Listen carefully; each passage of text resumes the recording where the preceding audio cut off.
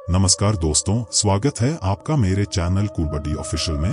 दोस्तों, आज की जो कहानी है वो बहुत ही डरावनी और रोमांच से भरी है, इसलिए इसे अंत तक जरूर देखना और मुझे ये बताना कि आप किस शहर से ये वीडियो देख रहे हैं, ताकि मैं आने वाले वीडियो में आपके नाम भी ले सकूं।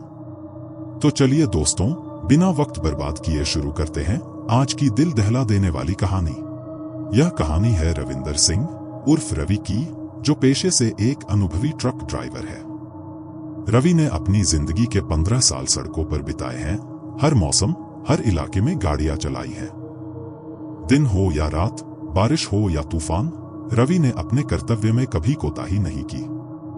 वह अक्सर लंबी दूरी की यात्राएं करता था और कई बार उसे सुनसान और भयावह इलाकों से भी गुजरना पड़ता था, लेकिन वह कभी डरा नहीं। वह हमेशा मानता था कि डर बस इंसान के दिमाग की उपज है, कुछ भी असली नहीं। पर एक रात ऐसा हुआ जिसने उसके विश्वास को तोड़ दिया और उसे एक खौफनाक हकीकत का सामना करना पड़ा, जिसे वह आज तक नहीं भुला पाया। रवि को उस रात एक लंबी यात्रा पर निकलना था। उसका ट्रक चावल और अन्य अनाज से भरा हुआ था, जिसे उसे बिहार के पटना से उत्तर प्रदेश के एक छोटे से गांव तक पहुंचाना था। यह उसका सामान्य रूट नहीं था, लेकिन उस रात उसकी ड्यूटी बदली गई थी। रवि, तुझे एक खास डिलीवरी करनी है, ट्रांसपोर्ट मैनेजर ने कहा था। रास्ता सुनसान है, लेकिन तुम तो अनुभवी हो, संभाल लोगे। रवि ने हामी भरी, क्योंकि यह उसके लिए एक और साधारण काम था। रात के करीब 10 बजे उसने अपना ट्रक स्टार्ट किया और पटना की सुनसान गलियों से गुजरते हुए गांव की ओर बढ़ने लगा। उसकी मंजिल दूर थी और रास्ता अजनबी, लेकिन रवि को इससे फर्क नहीं पड़ता था। उसके लिए सड़कें ही उसका घर थीं और ट्रक ही उसकी जिंदगी। रास्ते में रवि ने रेडियो चालू किया। एक पुराने गाने की धुन सुनते हुए वह सड़क पर ध्यान लगाए हुए था। धीरे धीरे रात गहराती जा रही थी और सड़कें पूरी तरह से सुनसान हो चुकी थी। चारों तरफ बस सन्नाटा था। हल्की हल्की ठंडी हवा चल रही थी जो खिड़की से अंदर आ रही थी।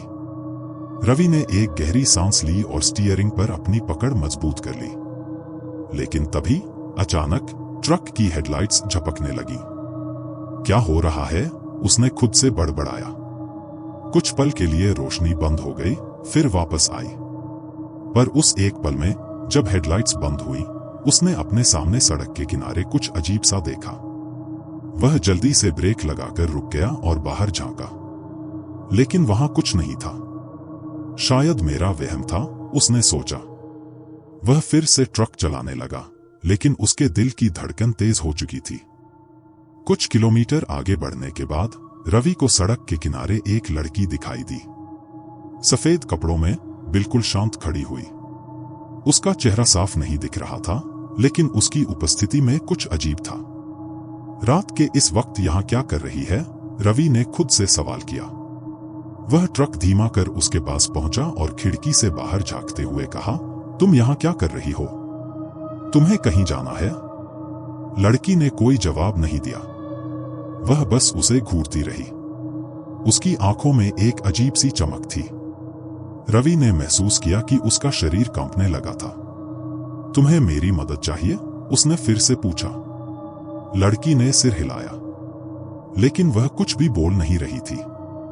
रवि ने दरवाजा खोलने की कोशिश की, लेकिन तभी लड़की ने एक झटका खाया और अचानक अंधेरे में गायब हो गई। रवि की सांस रुक गई। उसने तुरंत ट्रक के गियर बदले और पूरी ताकत से ट्रक को दौड़ाया। जैसे ही रवि ने ट्रक को तेजी से भगाना शुरू किया, उसे महसूस हुआ कि कोई उसका पीछा कर रहा है। उसने रियरव्यू मिरर में देखा तो उसकी रूह कांप गई।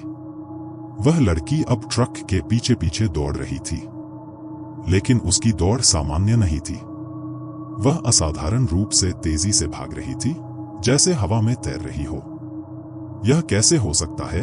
रवि की सांसें तेज हो गईं। उसकी समझ में कुछ भी नहीं आ रहा था। उसने ट्रक को और तेज किया, लेकिन वह लड़की अब भी उसके करीब आ रही थी। उसकी आंखें लाल हो चुकी थीं और उसकी हंसी ट्रक के अंदर तक गूंज रही थी। रवि ने ट्रक को और तेज कर दिया और आगे एक पुराना टूटा फूटा मंदिर दिखाई दिया। मंदिर के चारों ओर एक अजीब सा सन्नाटा था, लेकिन रवि को लगा कि शायद यह जगह उसे बचा सकती है। वह ट्रक को मंदिर के पास रोककर जल्दी से बाहर कूद गया। उसकी टांगें कांप रही थीं, लेकिन उसने हिम्मत जुटाई और मंदिर के अंदर जाने की कोशिश की। लेकिन तभी एक अदृश्य शक्ति ने उसे पीछे की ओर खींच लिया। वह जमीन पर गिर पड़ा। जब उसने ऊपर देखा तो वही लड़की उसके सामने खड़ी थी। उसके होंठों पर एक भयावह मुस्कान थी। तुम मुझसे बच नहीं सकते, लड़की की आवाज अब बदल चुकी थी। उसकी आवाज इतनी भयानक थी कि रवि का खून जम गया। रवि ने पूरी ताकत से खुद को छुड़ाने की कोशिश की, लेकिन वह लड़की अब उसके करीब आ चुकी थी। उसका चेहरा विकृत हो चुका था और उसकी आंखों से खून टपक रहा था। रवि की चीखें हवा में गूंजने लगीं, लेकिन वहां उसे बचाने वाला कोई नहीं था। वह बस अपने अंजाम का इंतजार कर रहा था। अचानक मंदिर के अंदर से एक तेज रोशनी निकली, जिसने उस लड़की को दूर फेंक दिया। रवि ने यह मौका नहीं गंवाया और भागकर मंदिर के अंदर घुस गया। मंदिर के अंदर आते ही रवि ने राहत की सांस ली। उसकी सांसें अब भी तेज चल रही थीं, लेकिन उसे लगा कि अब वह सुरक्षित है। लेकिन जब उसने मंदिर के भीतर नजर डाली तो उसके पैरों तले जमीन खिसक गई। मंदिर के हर कोने में वही लड़की खड़ी थी, उसकी आंखों में खून की प्यास। रवि की धड़कनें तेज हो गईं। वह अब समझ चुका था कि वह लड़की कोई साधारण इंसान नहीं है। वह एक दुष्ट आत्मा थी जो उसे जकड़ने के लिए हर तरफ से घेर रही थी। उसकी आंखें चारों ओर घूमी और उसे हर जगह वही लड़की खड़ी नजर आई। वह एक जगह स्थिर खड़ा नहीं रह सकता था। उसकी टांगें कांप रही थीं और पसीना माथे से टपकने लगा। ये क्या हो रहा है? रवि ने खुद से बुदबुदाया। मैं कैसे इस जाल से बाहर निकलूं? लड़की की हर परछाई हंसने लगी। उसकी हंसी ठंडी और खून जमा देने वाली थी। एक पल के लिए ऐसा लगा जैसे वह उसकी रगों में बर्फ की तरह घुस गई हो। रवि ने खुद को हिलाकर उस डर से बाहर निकलने की कोशिश की, पर वो हंसी लगातार उसकी सोच पर हावी हो रही थी। तुम मुझसे भाग नहीं सकते, हर परछाई एक ही आवाज में बोल रही थी, मानो पूरा मंदिर उसकी दहशत भरी आवाज से गूंज रहा हो। तभी रवि की नजर मंदिर के एक कोने में पड़ी दीवार पर बनी चित्रों पर गई। चित्रों में एक कथा उकेरी हुई थी। वह जल्दी से पास जाकर देखने लगा। चित्रों में दिखाया गया था कि यह लड़की, जिसने उसे घेर रखा था, एक जमाने में इसी गांव की रहने वाली थी। उसका नाम था सुमित्रा और वह अपने गांव के सबसे प्रभावशाली जमींदार की बेटी थी। लेकिन उसकी जिंदगी में एक भयानक मोड़ तब आया जब गांव वालों ने उसे डायन मानकर उसे जिंदा जला दिया था। कथा के अनुसार गांव में अचानक एक के बाद एक कई लोग मरने लगे थे।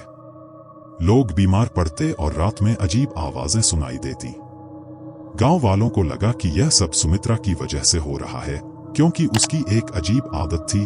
वह अक्सर रात में अकेले मंदिर के पास जाया करती थी और कुछ बड़बड़ाती रहती थी। गांव वालों को शक हुआ कि वह कोई जादू टोना कर रही है। एक दिन बिना कोई सबूत के गुस्से में आए गांव वालों ने सुमित्रा को पकड़ा और मंदिर के पास ही उसे जिंदा जला दिया। उसकी चीखें दूर दूर तक गूंजी थीं।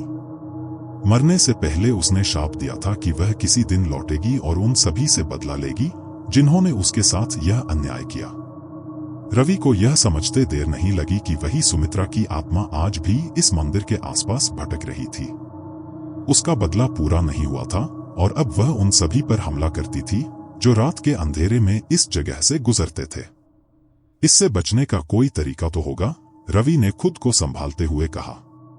उसे जल्दी से कोई रास्ता निकालना था, नहीं तो वह भी इस आत्मा की शिकार बन जाएगा। उसने अपनी जेब से अपने गुरुजी का दिया हुआ ताबीज निकाला, जिसे वह हमेशा अपने साथ रखता था। यह ताबीज उसके गुरुजी ने उसे किसी बुरी शक्ति से बचने के लिए दिया था, लेकिन रवि ने इसे कभी गंभीरता से नहीं लिया था। अब उसे महसूस हुआ कि यह ताबीज शायद उसकी आखिरी उम्मीद हो सकती है। रवि ने ताबीज को अपनी मुट्ठी में कसकर पकड़ लिया और उसकी आंखें बंद कर ली। उसने मन ही मन प्रार्थना शुरू कर दी। धीरे धीरे मंदिर के अंदर की हवा बदलने लगी। सुमित्रा की आत्मा की हंसी अब थमने लगी थी। उसकी परछाइयां, जो अब तक रवि के चारों ओर घूम रही थी, एक एक करके गायब होने लगी। लेकिन यह जीत इतनी आसान नहीं थी। जैसे ही सुमित्रा की आत्मा की एक परछाई गायब होती, बाकी और भी भयानक रूप में सामने आ जाती। तुम इस ताबीज से बच नहीं सकते, रवि। सुमित्रा की आवाज अब और भी डरावनी हो चुकी थी। रवि की आंखें खुली थीं, लेकिन वह कुछ भी नहीं देख पा रहा था।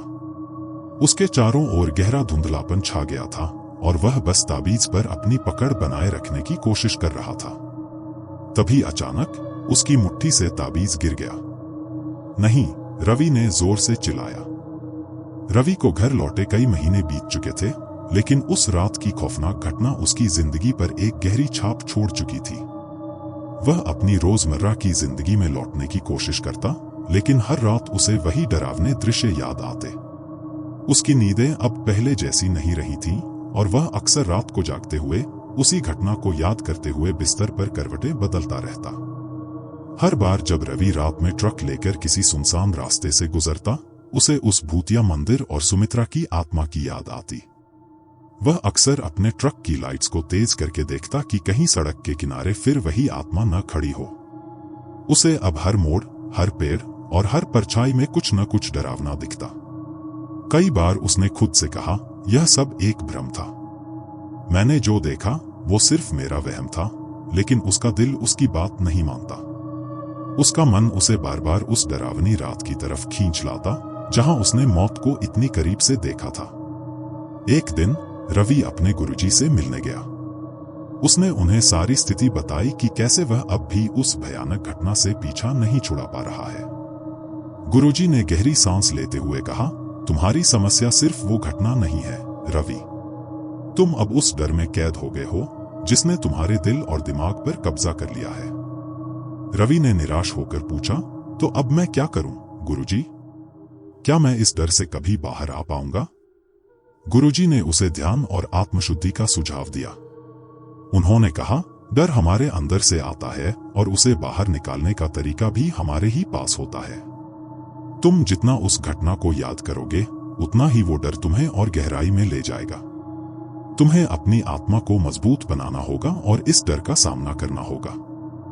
गुरुजी की बातों से कुछ हद तक राहत महसूस करने के बाद भी रवि का मन शांत नहीं हो पा रहा था। वह जानता था कि इस डर से पूरी तरह छुटकारा पाने का सिर्फ एक ही तरीका है, उसे उस जगह वापस जाना होगा। उसे उस मंदिर में फिर से जाना होगा जहां सुमित्रा की आत्मा से उसका सामना हुआ था। तभी वह इस डर से पूरी तरह मुक्त हो पाएगा। रवि ने इस फैसले पर सोचने में कई दिन लगाए। उसे लगा कि यह पागलपन है, लेकिन उसके अंदर की बेचैनी उसे चैन से नहीं बैठने दे रही थी। आखिरकार एक दिन उसने हिम्मत जुटाई और ट्रक लेकर उसी रास्ते पर चल पड़ा। रात का समय था। वही पुराना रास्ता, वही घने जंगल और वही वीरान सड़क। रवि का दिल तेजी से धड़क रहा था, लेकिन इस बार वह भागने के लिए नहीं, बल्कि सच का सामना करने के लिए तैयार था। जैसे ही वह मंदिर के पास पहुंचा, उसकी नजरें वही लाल दरवाजा ढूंढने लगीं, जिसे उसने उस रात देखा था। मंदिर अब भी वैसे ही खड़ा था जैसे उसने उसे छोड़ा था, पुराना, टूटा फूटा और खामोशी से डराने वाला। रवि ने ट्रक रोक दिया और मंदिर की ओर बढ़ा। उसकी टांगें कांप रही थीं, लेकिन इस बार वह पीछे नहीं हटने वाला था। उसने मंदिर के अंदर कदम रखा और वही अजीब सी ठंड महसूस की। हवा में फिर वही डरावनी सनसनी थी, लेकिन इस बार रवि अपने मन को शांत रखने की कोशिश कर रहा था। मंदिर के अंदर घुसते ही रवि को चारों ओर से हल्की आवाजें सुनाई देने लगी। यह आवाजें वही थीं जो उसने उस रात सुनी थी। उसकी सांसें रुकने लगीं, पर उसने खुद को समझाया, डर मत, ये सिर्फ तुम्हारा वहम है। लेकिन तभी अचानक वह फिर से वही लाल दरवाजा दिखाई दिया। इस बार दरवाजा खुला हुआ था। अंदर से हल्की सी रोशनी आ रही थी। रवि ने हिम्मत जुटाई और दरवाजे के पास गया। अंदर जाकर उसने देखा कि मंदिर के एक कोने में कुछ लिखा हुआ था, सुमित्रा की कहानी, उसकी मौत और उसकी आत्मा के शाप की कहानी। तुम यहां फिर से क्यों आए हो? अचानक एक ठंडी आवाज गूंजी। रवि ने पीछे मुड़कर देखा। सुमित्रा की आत्मा फिर से उसके सामने खड़ी थी, लेकिन इस बार वह पहले से ज्यादा भयानक दिख रही थी।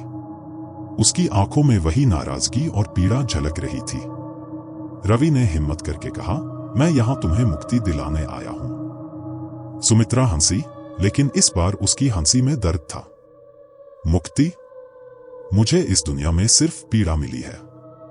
इस मंदिर में मुझे जिंदा जला दिया गया था। क्या तुम भी मुझे मुक्ति दिला सकते हो? रवि ने ताबीज निकाला और गुरुजी द्वारा सिखाई गई प्रार्थना शुरू की। जैसे ही वह प्रार्थना कर रहा था, सुमित्रा की आत्मा जोर से चिल्लाने लगी। उसकी चीखें पूरे मंदिर में गूंजने लगीं, लेकिन रवि की आवाज अब भी स्थिर थी। धीरे धीरे सुमित्रा की आत्मा का रूप धुंधला होने लगा। उसकी नाराजगी और बदले की आग धीरे धीरे शांत हो रही थी। उसकी आंखों में अब पीड़ा की जगह एक अजीब सी शांति दिख रही थी। तुमने मुझे मुक्त किया है, सुमित्रा ने धीमी आवाज में कहा। अब मैं इस दुनिया से जाने के लिए तैयार हूं। रवि ने उसे जाते हुए देखा और उसकी आंखों में आंसू आ गए। वह जानता था कि उसने एक आत्मा को मुक्ति दी थी और अब वह खुद भी उस डर से मुक्त हो चुका था जिसने उसे इतने दिनों से जकड़ रखा था। रवि ने मंदिर से बाहर आकर गहरी सांस ली। उसे लगा कि उसके कंधों से एक भारी बोझ उतर गया है। वह अपने ट्रक की ओर बढ़ा और खुद को हल्का महसूस किया। उसने मंदिर की ओर आखिरी बार देखा और मन ही मन सुमित्रा की आत्मा के लिए प्रार्थना की। वह जानता था कि अब वह आत्मा शांति में है और अब वह खुद भी उस भय से मुक्त हो चुका है। यह घटना रवि की जिंदगी का एक अहम हिस्सा बन गई, जिसने उसे सिखाया कि डर का सामना करना ही उसका सबसे बड़ा इलाज है।